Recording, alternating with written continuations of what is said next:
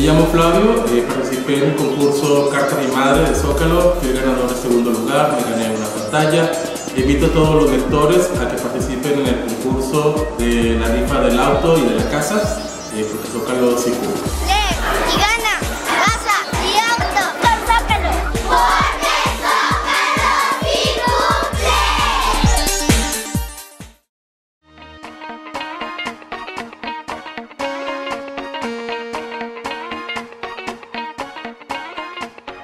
Ahora la situación lo vemos no tan complicada, las variables macroeconómicas en el país se han mantenido. Creo que algunas de las decisiones que ya se tomaron al interior del gobierno en cuanto a toda la inversión en infraestructura que se hizo y algunas políticas que se aplicaron en apoyo a algunos sectores y parte de la decisión de empezar a diversificar la industria en el estado y no quedarse enclavado nada más en algunos clústeres específicos de alta demanda como es la automotriz, sino también diversificar hacia el aeronáutico, hacia el alimenticio, hacia la industria del mueble, las tecnologías de la información, la nanotecnología, la biotecnología, nos permitirán a lo mejor nos permitirán en el corto plazo ir teniendo mayores oportunidades para Coahuila.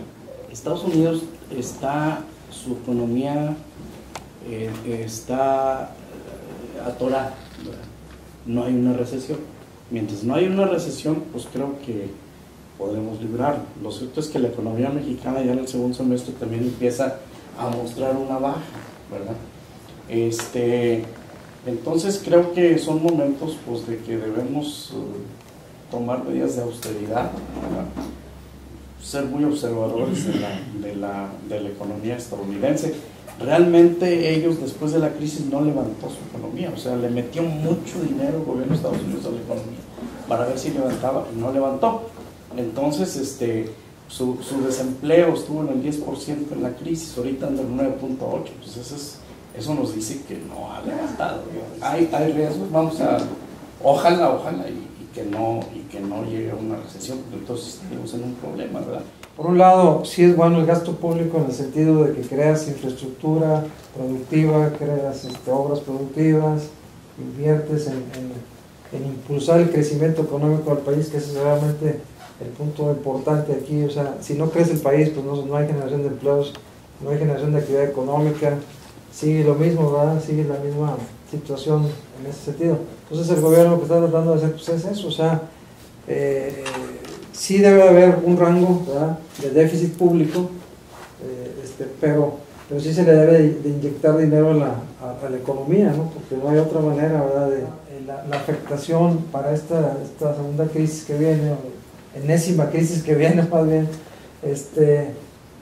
sí se puede, sí tiene los recursos, el gobierno estatal y federal, ¿verdad? Hablo de los dos ámbitos, pues estamos hablando de la estatal, ¿verdad?, tienen los recursos, ¿verdad?, para poder hacer frente, ¿verdad?, a ese problema que se nos avecina, ¿no? Y obviamente combinado también con políticas fiscales, políticas monetarias, en fin, hay una serie de políticas e instrumentos que se pueden manejar para, digamos, blindar la economía en el sentido amplio general de la blindaje financiero o económico, ¿verdad? Afortunadamente para nosotros la relación económica que mantenemos tanto con España como con Grecia, incluso con la misma Unión Europea, todavía es poco significativa, pues. Entonces en ese sentido no veo que el contagio vaya a ser de magnitud trascendental. Todo esto puede cambiar si ocurre lo que mencionaba el licenciado Flores Pineda, si la economía de Estados Unidos entra en recesión, entonces sí, hay estimaciones ya, números, ya simulaciones pues de que el Producto Interno Bruto en México puede caer de 2 a 4% si hay recesión en Estados Unidos. Sin embargo, también el horizonte temporal todavía está prolongado en el tiempo. Pues. O sea, tenemos tiempo, las empresas, los consumidores, los tomadores de decisiones, tenemos tiempo como para planear cuáles serían las consecuencias, los efectos más importantes que tuviera una desaceleración económica internacional como la que más o menos está proyectada. El nerviosismo en las bolsas pues ha traído como consecuencia que en México por lo pronto ya se revisara hacia la baja la expectativa de crecimiento para este año. También a pesar de que el Fondo Monetario Internacional recomendó lo contrario para salir de la crisis, pues en México se siguieron incrementando impuestos, se introdujo un impuesto nuevo, el IETU, se incrementó la tasa del IVA, primero en un esquema y luego se logró cerrar el 16%. Y lo peor del caso es que estos incrementos, la deuda ha crecido también en este país en 270% en los últimos 10 años. Y el problema es que no se ha invertido en infraestructura pública productiva o en inversión pública productiva, como lo marca la ley. Se estimaba un crecimiento de 4.8 para este año, para el 2011, y ya se habla de una estimación del 4.1%. Es un buen crecimiento dentro del contexto, ¿no? Y dentro de los años que lleva el presidente Calderón, pues es aceptable un 4%. Sabemos que es insuficiente. Los economistas hablan de un 6, un 7% de crecimiento para sostener el crecimiento del empleo en este país. Y siendo muy puntual, yo veo algunos riesgos para Coahuila a raíz de esta crisis que se avecina. Desempleo, disminución de la inversión extranjera directa, disminución de las exportaciones, caída de la inversión nacional o local y finalmente aumento de los pasivos de las empresas. Son los riesgos más latentes que yo veo, que obviamente van a afectar pues, la microeconomía de las familias saltillenses y coahuilenses.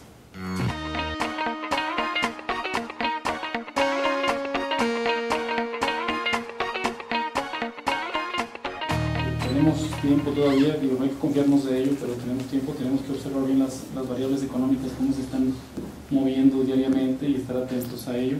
Creo que hay algunos indicadores que mantienen a Coahuila con alguna expectativa de crecimiento importante y nos indican que el impacto por lo menos será en un corto plazo muy severo como fue en el 2008, ¿no? Los factores de competitividad tienen a Coahuila ubicado, por ejemplo, Banamex ubica todavía hace un par de meses a Coahuila con un crecimiento del 5.7% antes de haber iniciado esta situación de crisis. Era el primer lugar en crecimiento según estudios económicos de Banamex. Obviamente esto puede ajustarse, como decía bien ahorita el doctor Müller, como se está ajustando en general la economía del país, pero bueno, siempre Coahuila habitualmente está por encima de la media nacional. Se estimaba un 4.8%, se está disminuyendo casi un punto el Producto Interno Bruto del crecimiento, posiblemente en el mismo sentido en el efecto de Coahuila, pero estaremos siempre por encima de la media nacional. Pero yo diría también derogar ese perverso impuesto del IET, y lo digo perverso porque yo soy muy desconfiado. Nace en el 2007, donde siento yo que ya el gobierno federal veía venir una crisis y dijo, pues me voy a sacar este impuesto porque cuando las empresas no generen utilidades yo pueda cobrar, ¿no? Pues así lo veo yo, es mi opinión. Entonces es un impuesto que definitivamente es perverso, en ninguna parte del mundo existe más que aquí. Entonces una manera es quitar ese impuesto. La otra es que ya, por el amor de Dios, dejemos de estar quitando aranceles, ¿verdad? Estamos empobreciendo la industria nacional, ¿verdad? Les digo, y lo vemos, el mercado de la mezclilla está totalmente deprimido porque quitamos los aranceles, y como eso la industria del zapato y una serie de industrias que se están acabando en este país porque son muy cumplidores en nuestros compromisos internacionales, ¿verdad? Una de las cosas que es importante aquí es, por ejemplo, que puede ser importante en ese sentido, es el incentivar el desarrollo de tecnología propia, o sea, que se genere por empresas mexicanas y en innovación de productos también, por ejemplo, porque eso le da competitividad a las empresas mexicanas y también obviamente les abre el mercado interno, el mercado exterior y el mercado interno, ambos mercados, porque se hacen más competitivas al tener al meter esos dos canales, que es el desarrollo tecnológico, la modernización de sus plantas, productivas, de su aparato productivo, ¿verdad? Y la otra, la mejora de sus productos en sí, los productos terminados, la innovación, la mejora continua de sus productos terminados, obviamente aunado a la calidad también de los mismos, ¿no? O sea, en lo individual, pues hay que trabajar más duro, pues, hay que prepararse mejor. Sin duda los escenarios de crisis le dan oportunidad a la sociedad para prepararse mejor, para regresar a estudiar, a estar mejor capacitado para la producción, mejor capacitado para la competencia externa, pues. Se requiere una reforma educativa de fondo, pues, en ese sentido, pues, para preparar la mano de obra a la producción. No hay política industrial en el país, O sea, no hay quien nos diga, estos son los sectores que nos interesa desarrollar el día de hoy. No hay. Todo se dejó al libre mercado, pues lo que mencionaba el doctor Mure, la disyuntiva de ser una de las economías más cerradas del mundo a ser ahora una de las economías que mantiene más tratados, no de las más abiertas, pero de las que mantienen más tratados internacionales también. Entonces, todo eso se requiere, es decir, voltear hacia el mercado interno. No hay que recordar que más de la mitad del empleo en México, o sea, no recuerdo el dato exacto ahorita, pero más de la mitad del empleo en México lo dan las pymes, pues. Sí, las pequeñas y medianas empresas en México. Hacienda tiene una mala percepción, el SAT tiene un problema de actitud, no nos ve a las empresas como socios, nos ve como esclavos, como sujetos a ser explotados. El día que realmente nos vea como socios y nos apoye, nos ayude a producir, generar utilidades para poderle dar más participación, Hacienda pues, tiene una parte importante de las acciones de cada empresa, por así decirlo, y no lo ve así, lo ve como el sujeto que hay que exprimir, que explotar hasta el último peso posible, y si no puedes, pues vas a la cárcel, y si no, te embargo la empresa. Entonces, pues así no vamos a poder salir adelante nunca. Otro es la reforma educativa, que permite incrementar la inversión en educación, en ciencia y tecnología, llegar al nivel del 8%, que está en la ley, que estamos muy lejos de